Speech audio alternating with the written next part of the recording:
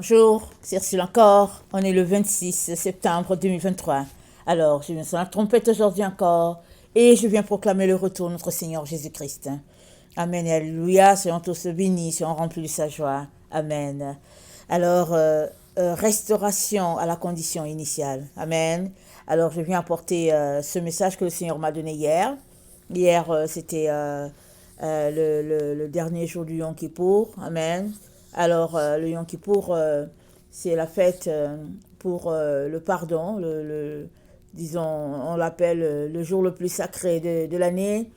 Alors, les chrétiens ont été éduqués à ne pas observer les différentes fêtes de l'Éternel. Et il est bon qu'on puisse les observer, n'est-ce pas? La prochaine fête et la dernière de l'année, c'est la fête du tabernacle.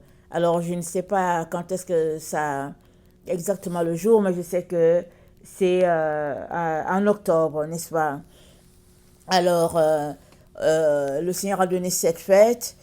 Et bon, beaucoup de gens observent quand même les sept fêtes, même s'ils ne sont pas chrétiens. Ceux qui ont connaissance, ils savent que les sept fêtes, c'est Dieu qui les a données. Il les a données pour toute la terre, n'est-ce pas? Parce que quand Dieu donne quelque chose, c'est parce que le ciel aussi, ce jour-là, est aussi en train d'observer les mêmes moments que ses enfants sur la terre. Alors, le Yom Kippour, cette année, ils l'ont situé du 23 au 25. Alors, il y a des gens qui ont souvent 6 heures, 12 heures d'avance sur d'autres. Alors, quand certains finissent, d'autres sont encore là-dedans. Si bien que, ben voilà, il y a ces jours-là qui sont là, du 23 au 25, de telle sorte que ceux qui commencent, ils peuvent faire leurs 25 heures bien dans la fête, comme on dit. Alors, on a observé il y a quelque temps, je pense il y a 10 jours, 11 jours, le Rosh Hashanah qui représente le début de l'année. Amen, comme le janvier que les gens observent ici. Alors, et après le Rosh Hashanah, c'est le Yom Kippour. Et ça, c'est des fêtes que Dieu a données. Ça se trouve dans Lévitique 23. Alors, je vous conseille d'aller lire cela.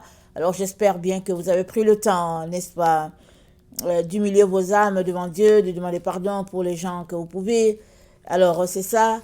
Et dont, hier, le Seigneur m'a donné le 1357, Amen, dans la concordance grecque, et aussi le 1357 dans la concordance en hébreu, n'est-ce pas? Alors, vraiment, 4 chiffres qui sont là, mais des chiffres assez significatifs, n'est-ce pas? Et des chiffres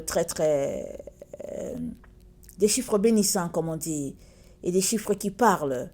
Alors, je vais commencer par le 1357 dans la concordance grecque, et après, je vais apporter le 1357 dans la concordance en hébreu. Amen.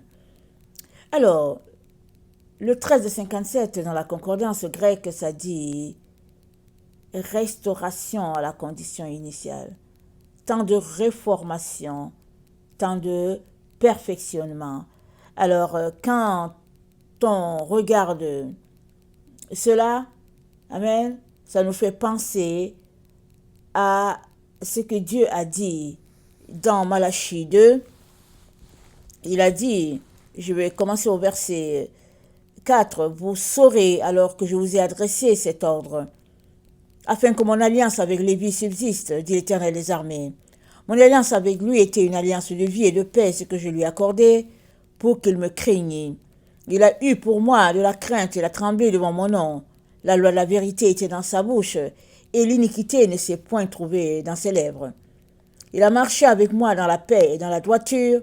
Il a détourné il a détourné du mal beaucoup d'hommes.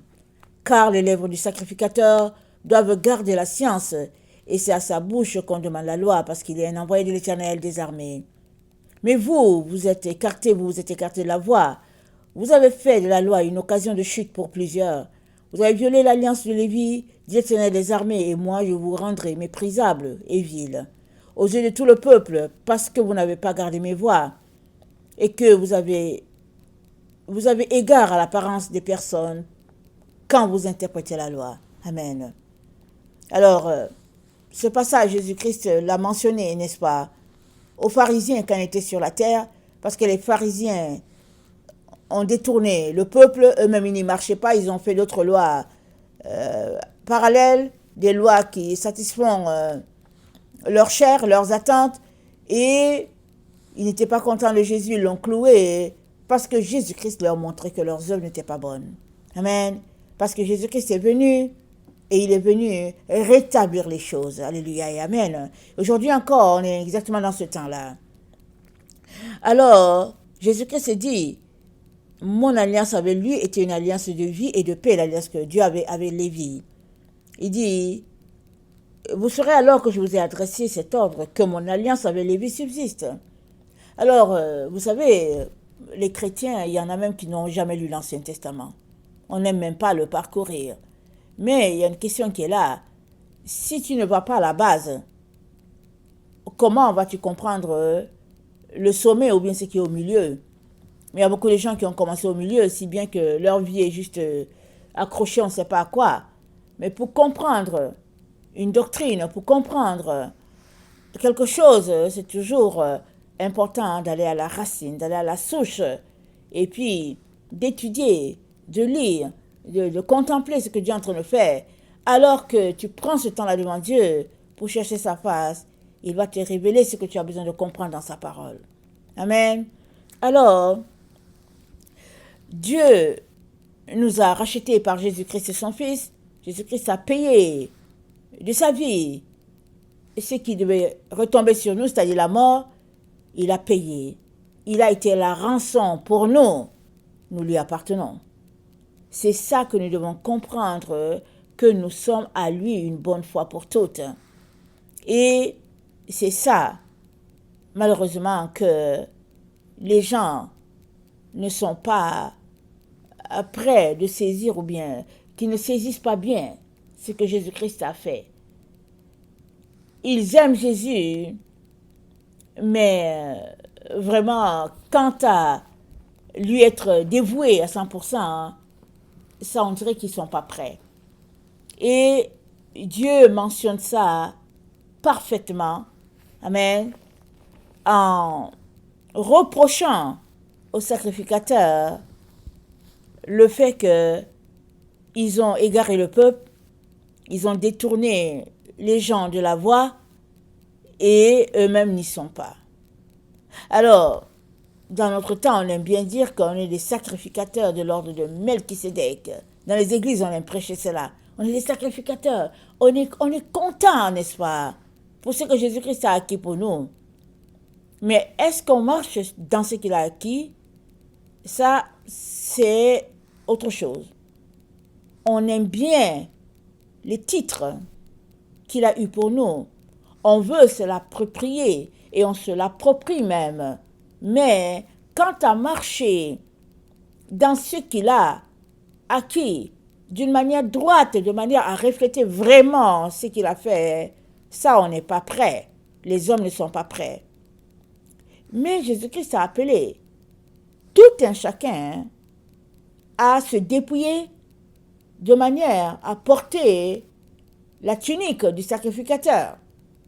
Et si c'est de l'ordre de Melchisédek, alors on est gâté, n'est-ce pas? Parce que dans l'Ancienne Alliance, c'est la famille de Lévi, c'est-à-dire sont les Lévites, les gens de la famille de Aaron qui ont été mis à part, et c'est eux qui devaient toujours assurer le service sacerdotal. Ils étaient à part, ils n'avaient même pas de part, et leur part était dans le peuple. Et c'est le peuple qui devait les nourrir, qui devait en prendre soin. Ils avaient été consacrés comme ça. Et aujourd'hui, le voile a été déchiré depuis la mort de notre Seigneur. Le libre accès est désormais possible pour quiconque veut arriver dans le Saint des Saints, c'est ouvert. Alors qu'avant, c'était Moïse qui allait pour converser avec Dieu, afin que Dieu lui communique ce qu'il devait dire au peuple. Et l'autre personne qui allait une fois l'année, c'était Aaron, pour y porter les pardons du peuple, et puis pour purifier le peuple, le jour du Yom Kippour, il allait et il déposait le sang, il amenait le sang là, à l'endroit où il fallait, afin que le peuple soit purifié, sanctifié, et alors qu'il y avait comment on les appelle, il y avait deux boucs, il y avait un bouc qui devait être conduit dans le désert pour Azazel, et puis l'autre était pour l'Éternel. Alors, celui qui était pour l'Éternel était sacrifié, et l'autre, Aaron mettait la main dessus, on mettait une étoffe rouge dessus, et on l'envoyait dans le désert, parce qu'il représentait le bouc qui portait la malédiction du peuple. C'est comme ça que le bouc était chassé dans le désert. Et puis, le peuple était libéré. Et Jésus-Christ est venu, il a accompli tout cela. Alléluia, amen. Alors, le fait qu'il a accompli tout cela, notre Seigneur, comment on appelle ça, ce cadeau divin fait que il y a plusieurs qui ne veulent même plus se souvenir de ce que Jésus-Christ a fait. Alors, le Yom Kippour n'est pas souligné. Mais pour ceux qui veulent se souvenir, alors, ils se sont souvenus de ce que Dieu a fait pour eux, ils se sont mis à prier, et voilà ce que Dieu nous a donné par ma bouche. Certainement d'autres personnes ont reçu, mais ce que j'ai reçu hier, alors que j'étais dans sa présence, j'ai reçu le 13:57 dans la concordance grecque, et le Seigneur dit qu'on est, c'est-à-dire le pardon qui nous a été accordé, le fait que Dieu a lavé son peuple, il nous donne l'occasion de repartir à zéro, il nous donne le 13:57. Et c'est le temps du perfectionnement, le temps de la restauration. Et notre Dieu nous dit dans Malachie 2, le verset 5, ça dit « Mon alliance avec lui était une alliance de vie et de paix, ce que je lui ai accordé pour qu'il me craignît. Il eut pour moi de la crainte et il a tremblé devant mon nom. La loi de la vérité était dans sa bouche et l'iniquité ne s'est point trouvée sur ses lèvres. Il a marché avec moi dans la paix et dans la droiture. Il a détourné du mal beaucoup d'hommes. Car les lèvres du sacrificateur doivent garder la science. C'est à sa bouche qu'on demande la loi parce qu'il a envoyé l'Éternel des armées. » Alors, donc, nous sommes dans ce temps-là où Dieu nous perfectionne. Amen. Il est en train de nous purifier. Et il dit c'est un temps de réformation, un temps qui nous ramène à la vérité établie par notre Dieu, telle que notre Dieu l'a établie. C'est dans ce temps-là que nous sommes. Et dans Hébreu 9, nous allons dans Hébreu 9, excusez-moi, Hébreu 9, le verset 7 à 13, ça dit, attendez, je vais lire à partir,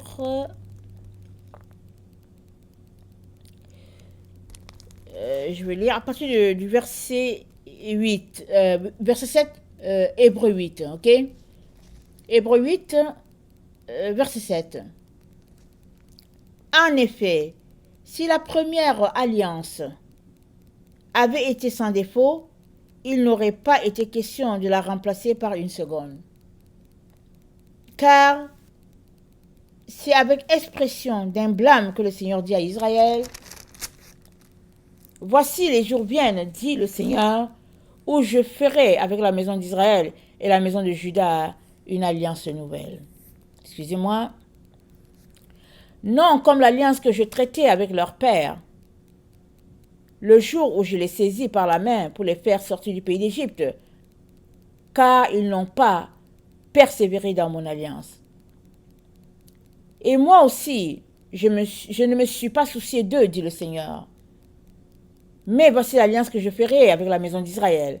Après ces jours-là, dit le Seigneur, je mettrai mes lois dans leur esprit, je les écrirai dans leur cœur, je serai leur Dieu et ils seront mon peuple. Aucun n'enseignera plus son concitoyen, ni aucun son frère en disant « Connais le Seigneur », car tous me connaîtront, depuis le plus petit jusqu'au plus grand d'entre eux. Parce que je pardonnerai leurs iniquités et que je ne me souviendrai plus de leurs péchés. En disant une alliance nouvelle, il a déclaré la première ancienne, et ce qui est ancien, ce qui a vieilli est près de disparaître. Donc, il a déclaré la première alliance ancienne, et la nouvelle, c'est elle qui est... on est dans la nouvelle alliance où Dieu dit, je ne me souviendrai plus de leurs péchés. Et il dit, je pardonnerai leur iniquité. Amen. Il pardonnera nos iniquités et il ne se souviendra plus. On est dans ce temps-là. Et il nous invite à marcher dans la sainteté, dans la pureté. Il nous invite à laisser les œuvres de la chair afin d'entrer dans ce temps-là qu'il a prévu pour l'humanité, un temps de lumière, un temps vraiment de restauration, un temps de perfectionnement, parce que lui, notre Dieu, a décidé que c'est dans ce temps-là qu'il va habiter au milieu de nous. Amen. Donc, on ne peut pas habiter avec Dieu et en même temps continuer de faire les choses de la chair. Donc, il nous demande de nous épurer, de nous dépouiller. Ce n'est pas, comment on dit ça, c'est pas une obligation, n'est-ce pas? Il ne t'oblige pas. Mais il dit, voilà ce qui doit être fait. Il invite tous ses enfants qui ont une relation avec lui à quitter ce qui se faisait anciennement et d'embrasser la nouvelle direction, parce qu'on est dans ce temps nouveau, ce temps où Dieu perfectionne ses enfants. Amen. Et dans la première alliance, amen, si nous retournons au tabernacle, il y avait l'arche qui était là. Amen. Alors, l'arche était visible, n'est-ce pas? Il y avait une arche qui était là, une arche visible. Et dans Hébreux 9, il y a quelque chose qui était dans l'arche qu'on ne voyait pas. Et ce quelque chose qui était dans l'arche représentait quelqu'un. Ça représentait notre Seigneur. Dans Hébreux 9, le verset 3, c'est dit, derrière, attendez, je vais commencer à lire au verset 1, ok? Hébreux 9. La première alliance avait aussi des ordonnances relatives au culte et le sanctuaire terrestre. Un tabernacle fut en effet construit dans la partie antérieure, appelé le lieu saint. Était le chandelier, la table et les pains de proposition. Derrière le second voile se trouvait la partie du tabernacle appelée le Saint des Saints, renfermant l'autel d'or pour les parfums et l'arche de l'alliance entièrement recouverte d'or. Il y avait dans l'arche un vase d'or contenant la manne, la verge d'Aaron qui avait fleuri et les tables de l'alliance. Au-dessus de l'arche étaient les chérubins de la gloire recouvrant de leur ombre le propitiatoire. Ce n'est pas le moment de parler en détail là-dessus. Donc, dans l'arche, amen, il y avait un vase d'or, alléluia, et dans le vase d'or, il y avait la manne, la verge d'Aaron, et puis les tables de la loi. Amen. Ces trois éléments représentent notre Seigneur. Donc notre Seigneur était représenté dans l'arche. Alors quand Israël allait en guerre et que Israël combattait, alors il y avait la victoire. Mais dans la boîte qui était là, il y avait quelqu'un, alléluia, qui était notre Dieu, notre Seigneur, mais c'était juste une ombre des choses à venir. Parce que ça représentait Christ, c'était une ombre des choses à venir. Et l'arche qui était là, ça représentait sa maman, Marie. Et il a logé donc dans le sein, amen, d'une femme, Marie, et quand le moment fut accompli, il s'est manifesté en personne. Alléluia. Alors, il s'est manifesté en personne, il est venu, il a marché sur la terre, et il est allé accomplir ce qu'il devait accomplir, parce que le serpent qui a été érigé dans le désert, le serpent d'airain, devait être représenté. Cette prophétie-là devait s'accomplir. Notre Seigneur est venu, il a accompli cette promesse-là. Il a accompli, pardon, cette prophétie-là. Il est allé et il a été fait serpent sur le bois du calvaire, afin que toi et moi, nous puissions être délivrés, pour que nous puissions être agneaux de Dieu. Et il est mort, et quand il est mort, alléluia, Le voile s'est déchiré et l'accès était devenu maintenant accessible à tous ceux-là qui voulaient arriver jusqu'au Saint des Saints. Tout le monde était invité à aller au Saint des Saints. Et malheureusement, ce n'est pas tout le monde qui veut y arriver, mais c'est ouvert, ce n'est plus fermé. Alors le voile a été déchiré, le Saint des Saints était désormais ouvert, et maintenant l'arche est invisible, on ne le voit pas avec nos deux yeux. Amen, comme par le passé. Par le passé, Israël voyait l'arche, et les nations environnantes voyaient l'arche passer. Ils savaient que l'arche était recouverte d'une couverture bleue, ils le voyaient passer, mais ils ne voyaient pas autre chose. Mais Israël savait que l'arche était d'or, pur. Mais dans le temps dans lequel nous sommes, l'arche est invisible, on ne le voit pas à nos yeux physiques, mais nos yeux spirituels le voient parce que c'est l'arche de Dieu. C'est l'alliance que Dieu a décidé qu'il aura désormais avec ses enfants. Et dans Hébreu, dans Hébreu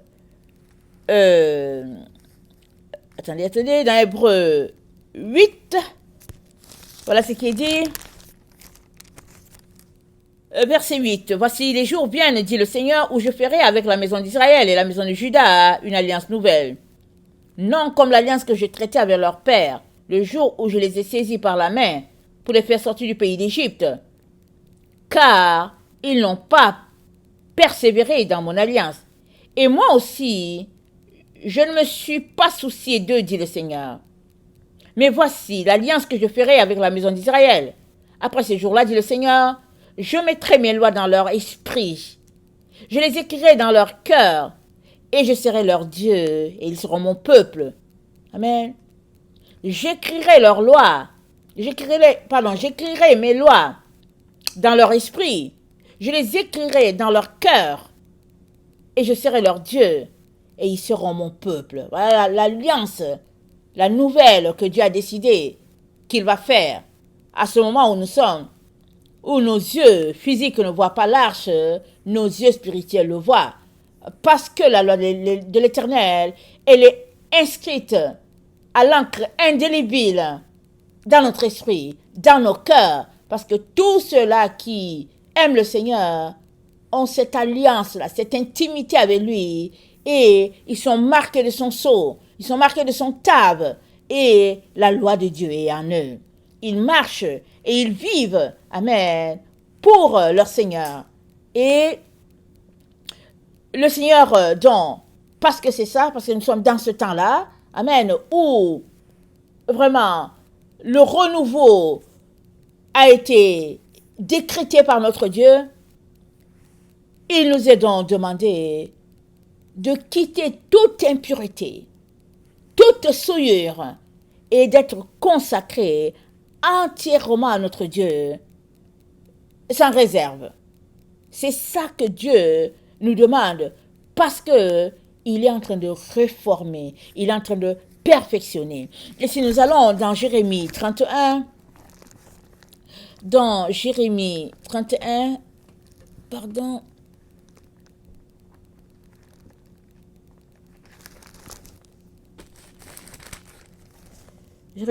le verset 31, le Seigneur dit, « Voici les jours viennent, dit l'Éternel, où je ferai avec la maison d'Israël et la maison de Juda une alliance nouvelle. Non comme l'alliance que je traitais avec leur père le jour où je les saisis par la main pour les faire sortir du pays d'Égypte, alliance qu'ils ont violée. Quoique je fusse leur maître, dit l'Éternel. Mais voici l'alliance que je ferai avec la maison d'Israël.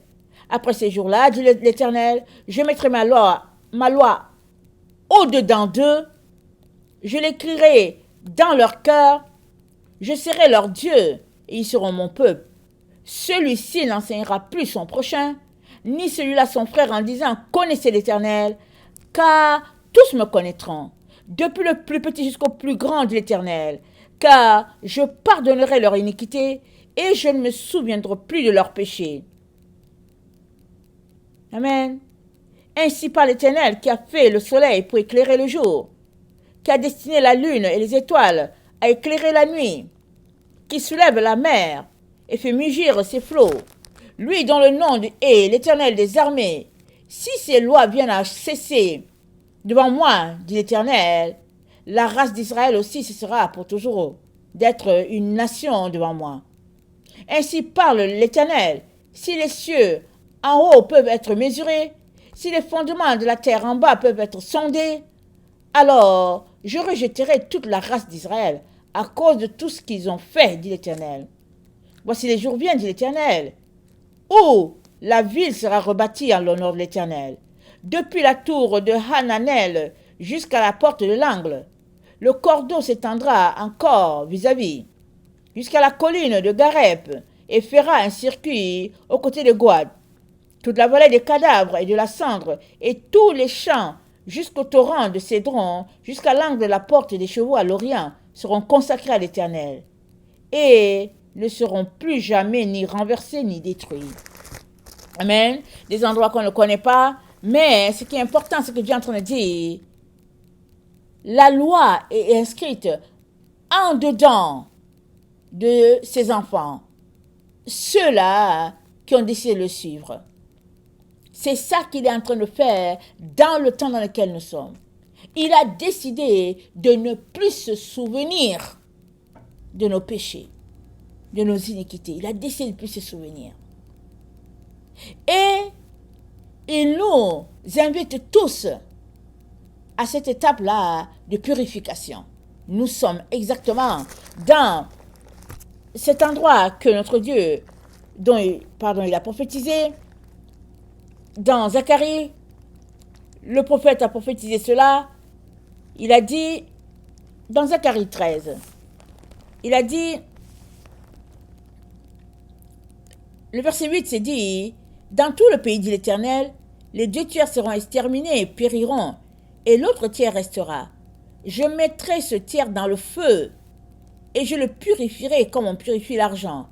Je l'éprouverai comme on éprouve l'or. Il invoquera mon nom, et je l'exaucerai. Je dirai, c'est mon peuple, et il dira, l'Éternel est mon Dieu. Et dans Malachie 3, Dieu dit, avant qu'on puisse lui présenter des offrandes agréables, il dit, Malachie 3, le verset 3, il dit, il s'assiera, fondra et purifiera l'argent. Il purifiera les fils de Lévi. Il les épurera comme on épure l'or et l'argent. Ils présenteront à l'Éternel des offrandes avec justice. Alors, l'offrande de Juda et de Jérusalem sera agréable à l'Éternel, comme aux anciens jours, comme aux années d'autrefois. C'est quoi l'offrande de Juda? L'offrande de Juda, c'est notre Seigneur. Il s'est offert lui-même. Il a fait une offrande à l'Éternel, sa propre vie, afin de racheter toute l'humanité. C'est ça qu'il a fait. Ceux qui ne veulent pas, il ne peut rien. Mais tous ceux-là qui veulent, il a payé pour le rachat de quiconque. C'est ça que notre Seigneur a fait. Et maintenant, qu'est-ce qui s'est passé? Il dit, il purifiera, il épurera comme on épure l'or et l'argent. Entre-temps, l'offrande que notre Seigneur a fait a été souillée. Ce n'est pas le Seigneur qui l'a souillée. Il s'est offert. Rien de plus pur que ce qu'il a fait. Mais les êtres humains ont souillé cette offrande. Ils l'ont piétinée. Si bien que les enfants de Dieu ont marché dedans en disant, voici l'offrande de Judas pour nous. Voici ce que notre Seigneur Jésus-Christ a fait. Mais dans les pratiques, il y avait beaucoup d'abominations. Il y avait beaucoup de souillures.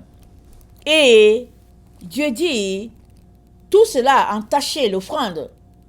Et maintenant il dit, alors, je suis dans Malachie 3, le verset 4, l'offrande de Juda et de Jérusalem sera agréable à l'Éternel, comme aux anciens jours, comme aux années d'autrefois. Je m'approcherai de vous pour le jugement, et je me hâterai de témoigner contre les sorciers et les adultères, contre ceux qui jurent faussement, contre ceux qui retiennent le salaire du mercenaire, qui oppriment la veuve et l'orphelin, qui font tort à l'étranger et ne me craignent pas, dit l'Éternel des armées.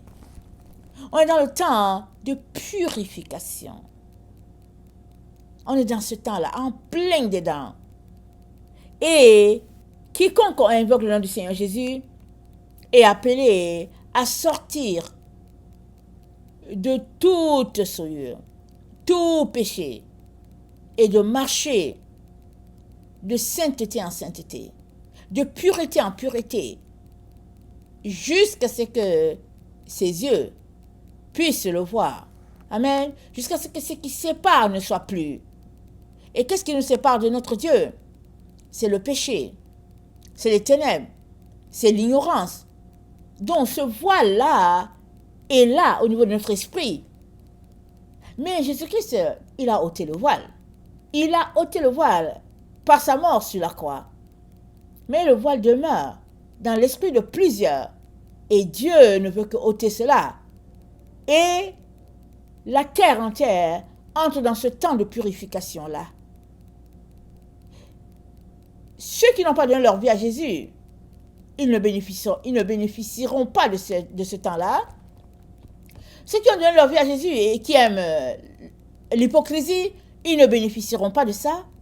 Mais ceux qui ont donné leur cœur à Jésus et qui ont décidé qu'ils veulent vraiment faire partie de Jésus, c'est-à-dire s'unir à lui, être intime à lui, à eux, le Seigneur dit, c'est la purification, c'est la sanctification.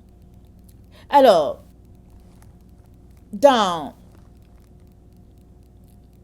Hébreux 10, le verset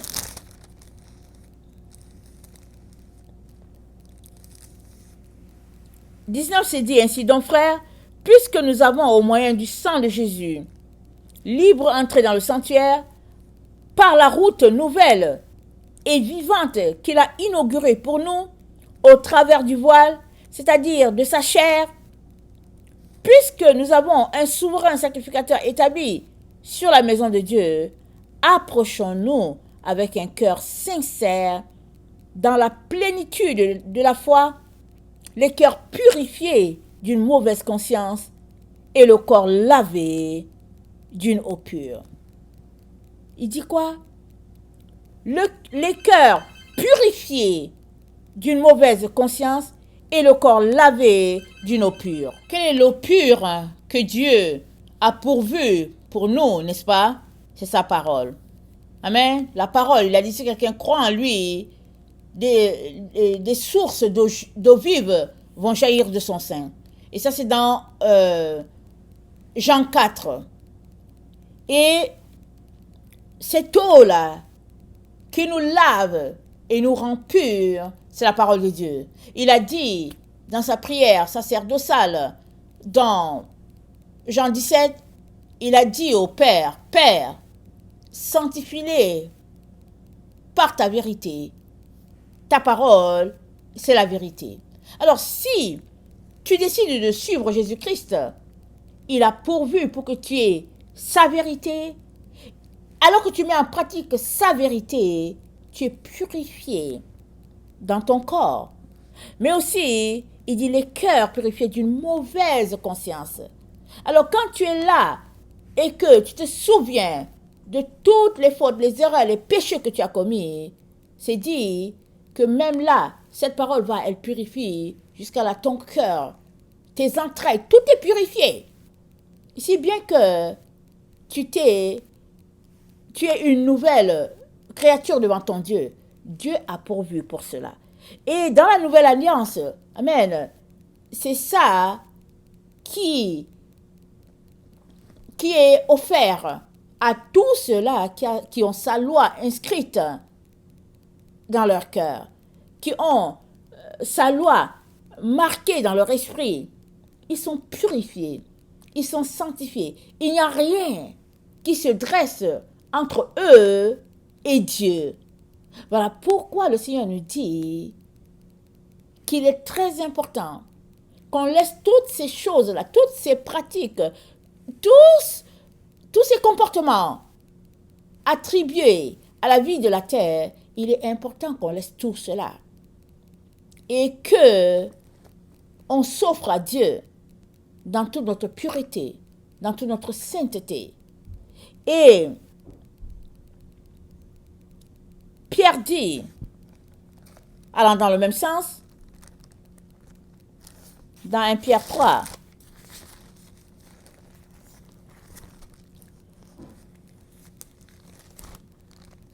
le verset 4, il est dit, « Mais la parure intérieure est cachée dans le cœur, la pureté incorruptible d'un esprit doux et paisible, qui est d'un grand prix devant Dieu. » Je répète, la parure intérieure est cachée dans le cœur, la pureté incorruptible d'un esprit doux et paisible, qui est d'un grand prix devant Dieu. Évidemment, ici le texte, Pierre a écrit aux femmes, mais ça s'applique à tout le monde. Tout le monde est appelé à avoir cette parure intérieure-là, cette pureté incorruptible. Et ça, c'est dans tous les domaines, même le domaine de l'intimité. Justement, les couples hétéros pensent qu'eux, ils sont exclus de cela. Ils pensent qu'ils sont exclus, et si bien que, bon, il n'y a pas de problème, on est mariés, tout est légal et on n'a pas de problème. Mais quand on lit, c'est tout le monde qui est appelé à s'unir à Christ. Et comme j'ai apporté une vidéo, je pense avant-hier, je ne sais plus quel était le titre, je suis allée chercher la définition de sanctification, de sainteté. Et sainteté, en grec, ça voulait dire hagiazo, amen, et c'est dit consacré à Dieu. Et quand quelque chose est consacré à Dieu, Dieu ne partage pas ce qui est à lui. Tu es consacré à Dieu, tu es à lui et à lui seul. Tu ne le partages pas avec quelqu'un d'autre. Amen. Donc hagiazo, c'est ça la sanctification. Et dans Hébreux 13, amen, parce que c'est Hébreux 13 qui nous parle de cette nouvelle alliance-là, la loi de Dieu inscrite dans notre cœur, et on est dans ce temps où Dieu dit, j'efface tous leurs péchés, je ne me souviens plus, amen, et ma loi, elle est inscrite dans leur cœur, de sorte qu'il n'y a plus rien qui va se dresser entre eux et moi. Amen, c'est ça qu'il dit. Il offre à chacun, n'est-ce pas?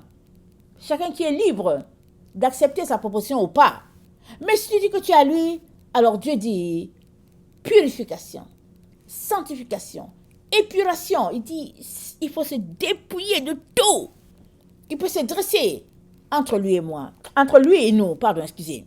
Alors, dans Hébreux 13, le verset 4, c'est dit, que le mariage soit honoré de tous et le lit conjugal exempt de souillure, car Dieu jugera les impudiques et les adultères.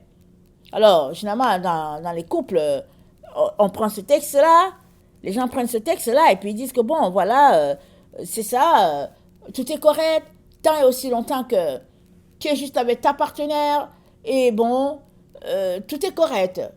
Et dans ce cadre-là, ils excluent les relations hétéro entre mari et femme, ça ne fait pas partie de la sanctification, c'est pas un péché. Amen. C'est pas un péché. Mais c'est un péché. C'est un péché parce que si ce n'était pas un péché, Dieu n'allait pas mentionner cela. Il a mentionné quand on prend la loi de Dieu, avant que Dieu rencontre le peuple, Moïse est allé vers le peuple pour leur dire, sanctifiez-vous, purifiez-vous, que personne n'aille vers sa femme. Et quand on lit les lois que Dieu a données dans Lévitique, c'est dit que s'il y a quelqu'un, un homme, qui mouille sa couche la nuit, amen, alors il est impur. Et il y a des conditions qui sont là pour qu'il aille se purifier. Ça veut dire qu'il dormait et puis il a mouillé. Et c'est un péché. Parce que si ce n'était pas une souillure, ça ne serait pas mentionné. Si c'était juste quelque chose de normal, ce ne serait pas mentionné. Parce que c'est mentionné, ça fait partie des souillures qu'il faudrait se débarrasser. Et le fait de l'ignorer, ça ne règle pas le problème. Et on est dans le temps où Dieu dit, la purification, c'est pour tout le monde. Pourquoi? Parce qu'on est en train de passer d'une période à une autre. On est en train de quitter le temps du 6e jour pour entrer dans le sabbat, le repos de 1000 ans. Et dans ce temps-là, c'est un temps de paix, un temps de paix sur la terre. Il n'y a plus d'adversité entre les animaux, c'est même mentionné, que le lion va dormir dans le même gîte que l'agneau. C'est-à-dire, Dieu aura visité son peuple et ce sera le règne de Dieu sur la terre d'une manière paisible, remplie de sa présence, remplie de sa gloire.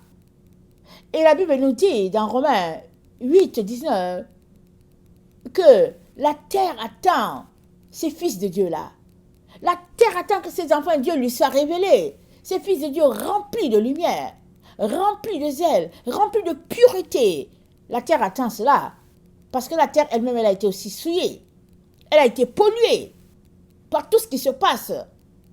Et si bien que elle est vraiment aux prises, n'est-ce pas, des situations ballottées par-ci, par-là, elle est aussi impure, elle a aussi été souillée. Mais la terre attend ces enfants de Dieu là qui vont venir se comporter dans la pureté, la sainteté, des enfants de lumière.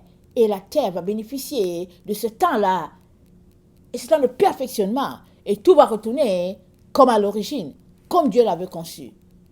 Alors, tu ne peux pas dire que tu marches avec le Seigneur et le temps de la restauration arrive et tu te dis, oh non, non, mais non, c'est pas ça, moi, j'ai mon, comment on appelle ça?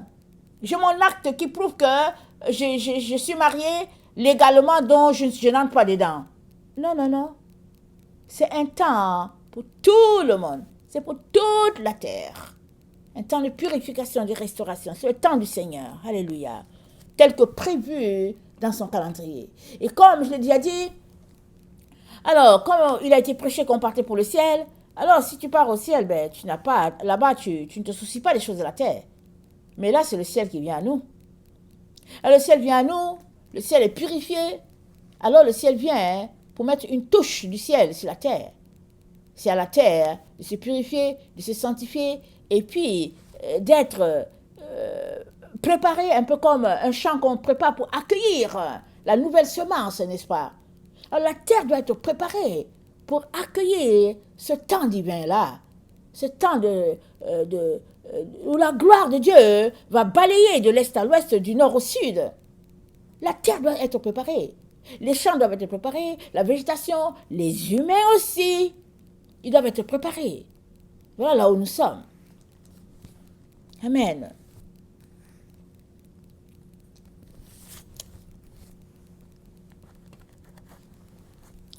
Excusez. Alors, la pureté est rattachée à la sagesse. Amen. La pureté est rattachée à la sagesse. Dans Proverbe 1, Proverbe 1, le verset 30, c'est dit,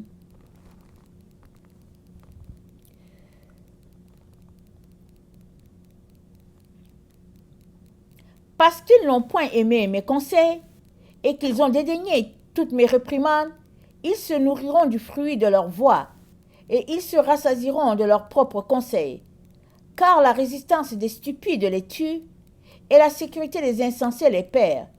Mais celui qui m'écoute reposera avec assurance, il vivra tranquille et sans craindre aucun mal. Amen. Car la résistance des stupides les tue et la sécurité des insensés les perd. Mais celui qui m'écoute reposera avec assurance, il vivra tranquille et sans craindre aucun mal. Pourquoi? Parce que Dieu le restaure, parce que Dieu renouvelle toute la création. C'est ça qu'il est en train de faire. Amen. Proverbe 23, le verset 23. Proverbe 23, le verset 23 nous dit, acquiert la vérité et ne la vends pas.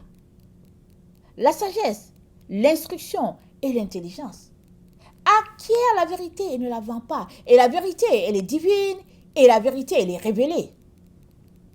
Veux-tu la vérité? Veux-tu la saisir et puis marcher dedans? Ou bien veux-tu tout simplement prendre ce qui t'arrange, d'en suivre Jésus et laisser les autres choses? Qu'est-ce que tu veux en réalité? Parce que personne ne dira qu'il n'a pas été informé. Et ceux-là qui sont dans les régions, qui ne savent pas, Dieu sait comment sa justice s'appliquera pour eux. Mais toi qui as les oreilles qui ont entendu, il te revient de marcher dans cette vérité-là, dans cette révélation-là.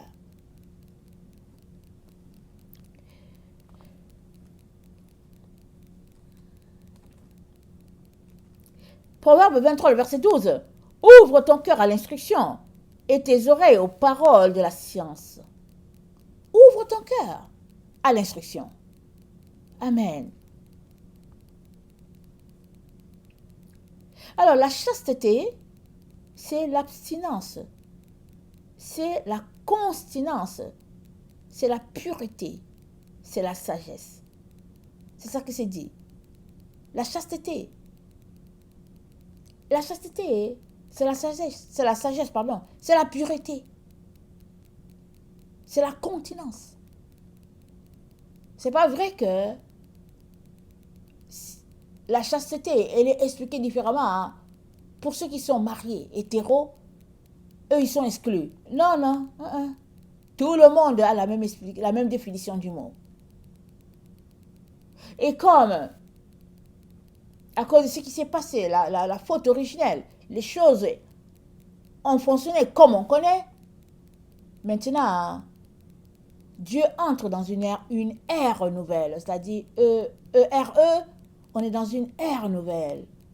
Et dans cette ère nouvelle, pureté, chasteté, sanctification, parce que on entre dans le millénium. Ce temps rempli de la gloire de Dieu, de cette présence vraiment divine, cette gloire réservée aux enfants de Dieu. Et Dieu te dit, sors des choses du monde. Laisse aller les plaisirs de la chair. Laisse aller ces œuvres de la chair qu'on justifie. Laisse ça aller. Quitte la vie du milieu remplie d'hypocrisie. Vis par la voie du milieu, c'est-à-dire le logos, le pont, la parole de Dieu, la lumière de Dieu, sa sagesse, marche là-dessus.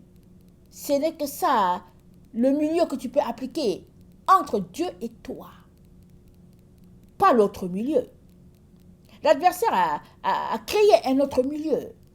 C'est de prendre ce qui est de la voie du bien et de la voie du mal et de les mettre ensemble de telle sorte que l'être humain puisse marcher là-dessus. Donc il y a ce faux milieu-là qui a été façonné, mis en place, et puis beaucoup d'humains, beaucoup d'enfants de Dieu marchent là-dessus. Mais ce milieu-là façonné par l'adversaire qui a été pointé pour l'enfant de Dieu, ce milieu-là, tous ceux qui marchent là-dedans, ils sont coupés de la présence de Dieu. Ils sont séparés de Dieu à tout jamais. C'est pas parce qu'ils vont à l'église, c'est pas parce qu'ils servent. Non. Tous ceux-là qui ont pris la voie du milieu, ils ne se retrouveront pas chez Dieu. Le milieu tel qu'établi par l'adversaire. Mais le milieu que notre Dieu propose à l'humanité, c'est ce milieu-là qui est le logos. C'est lui le pont. Et ce milieu-là, il est presque désertique. Les gens n'aiment pas le parcourir. Mais c'est ce milieu-là qui va te mener à Dieu. Pas l'autre. Amen. Pas l'autre. Et j'encourage les couples qui se disent chrétiens, enfants de Dieu, à se parler. Chacun veut arriver au ciel. Chacun veut être uni à Dieu. Chacun. Mais qui aimerait finir ses jours en enfer? Personne. Alors, si vous êtes marié légalement, comme on dit, et que vous avez vos papiers qui prouvent que vous êtes marié, et que vous n'êtes pas capable, dans votre mariage, vous n'êtes pas capable de laisser Christ être intime à chacun d'entre vous, il y a un problème. C'est-à-dire, il y a un qui est un parasite. Il y a un qui est un parasite. C'est-à-dire, il vit aux dépens de l'autre. Ou bien, les deux aussi peuvent être des parasites, c'est-à-dire qu'ils vivent les uns aux dépens des autres. Ils tirent leur force de l'autre. C'est là d'où vient l'impurité aussi. Parce que c'est facile de justifier. Mais si on est sincère, qu'on veut connaître la volonté de Dieu, qu'on cherche sa face, Dieu va parler. Il va parler à quiconque veut connaître la vérité. Il va dire à la personne ce qui est en effet. Ce qui est en effet. Voilà pourquoi la vérité a été cachée aux enfants de Dieu. La vérité leur a été cachée. Mais tous ceux-là qui ont cherché, ils ont fini par savoir ce que Dieu a établi, ce que Dieu a dit.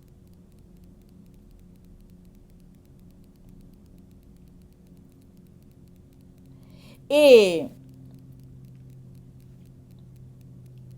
dans...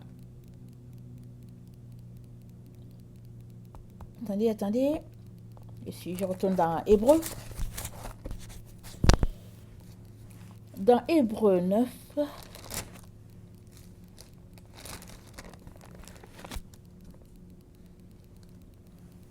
au verset 22, c'est dit, approchons-nous avec un cœur sincère, dans la plénitude de la foi, les cœurs purifiés d'une mauvaise conscience et le corps lavé d'une eau pure. Retenons fermement à la profession de notre espérance, car celui qui a fait la promesse est fidèle. Il est fidèle pour nous garder en lui, afin que nous ne puissions point tomber. Il est fidèle. Et quand tu as cette intimité-là avec le Seigneur, tu es satisfait en toi-même pleinement.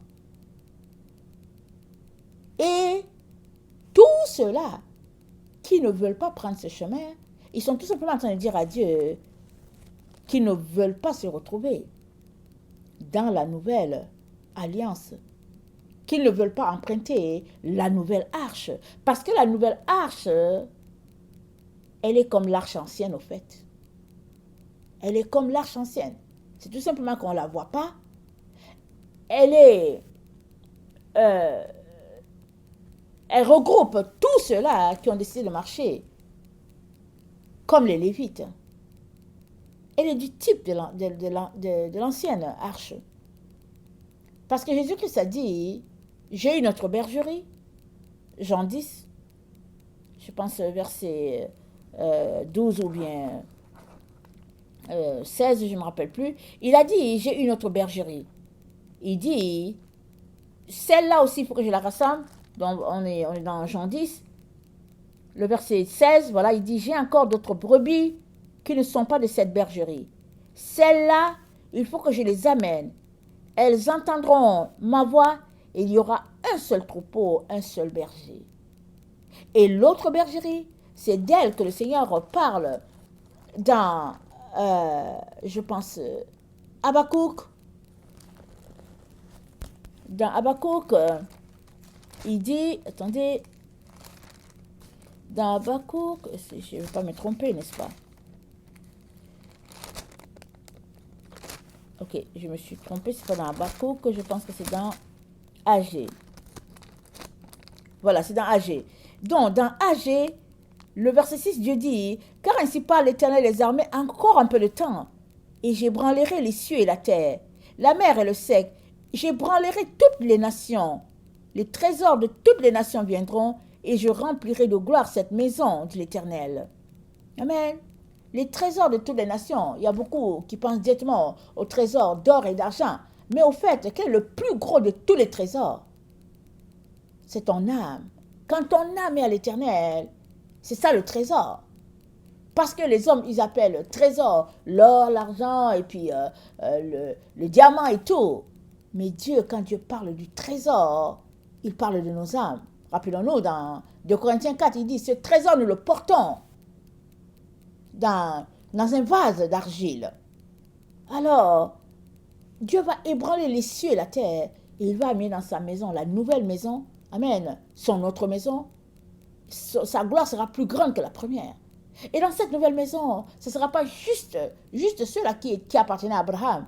Ce sera tous ceux-là qui auront décidé de quitter les voies du monde pour embrasser la voie de la pureté, de la vérité. Ce sera un mélange de tous ceux-là qui ont décidé de faire de Jésus-Christ leur tout, leur bien-aimé. On est en plein dans ce temps-là. Et la porte est ouverte pour quiconque veut s'unir à son Seigneur. On est dans ce temps de purification. Alors, c'est ça, le 1357, dans la concordance grecque que le Seigneur m'a donnée. Amen. Je vais finir avec ça. Amen. Et je vais parler de l'autre, qui est le 1357 dans la concordance en hébreu. Parce que c'est deux choses différentes. C'est ça que Dieu nous a donné hier. Amen. Et je l'apporte aujourd'hui donc. Et je viens encourager tout un chacun à nous dépouiller de toutes ces choses-là qu'on considère, mais qui au fait sont juste là pour nous distraire. Dépouillons-nous et laissons Dieu être entier en nous. Laissons Dieu prendre toute sa place. Et parlons-lui de toutes ces choses-là qui nous bloquent, de toutes ces difficultés que nous avons à quitter les voies de la chair. Parlons-lui de nos vices. Il va nous aider. Amen. Il va nous aider. Que le Seigneur bénisse sa parole. Maranatha, Jésus revient. Amen. Et alléluia, seront tous bénis. Amen.